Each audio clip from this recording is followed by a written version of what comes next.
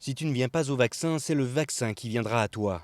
Une idée qui a fait du chemin en Haute-Savoie afin de permettre aux personnes à risque vivant dans les zones reculées de pouvoir bénéficier des dernières avancées pour lutter contre la propagation de la Covid. Une tournée départementale composée de 12 étapes et qui semble déjà bien rodée. Pour nous, c'est accueillir le patient, vérifier s'il prend ou pas un traitement en fonction pour post-vaccinal, savoir si on doit faire des surveillances amples ou pas, et faire l'acte vaccinal, remplir le certificat médical et la surveillance.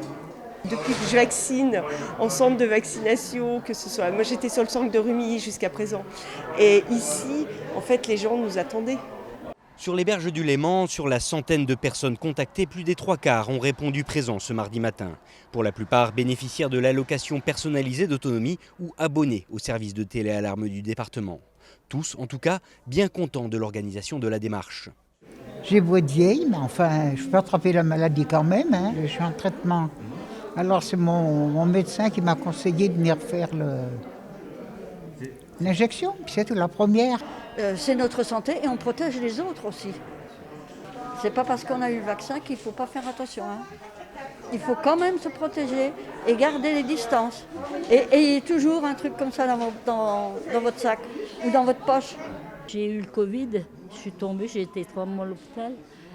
Et mon docteur il m'a dit il faut aller te faire vacciner.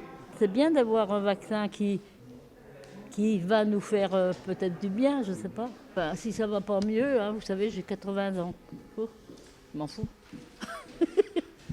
Au total, ce sont près de 1400 personnes qui devraient donc être vaccinées via l'unité mobile. Pour autant, cela a nécessité une grosse organisation en amont qui se poursuivra au cours des prochains mois. Il a fallu contacter toutes les personnes qui étaient éligibles à partir de nos listes de téléalarme et de APA du département. Donc ça faisait à peu près 150 personnes pour le secteur de Lugrin. On les a toutes contactées téléphoniquement pour leur proposer la vaccination. Et à la sortie, on avait une 50aine de rendez-vous. Plus, du coup, on a proposé des visites à domicile pour des personnes âgées qui étaient dans l'incapacité de se déplacer. Donc là, notamment, on arrive de Bernex pour faire une vaccination.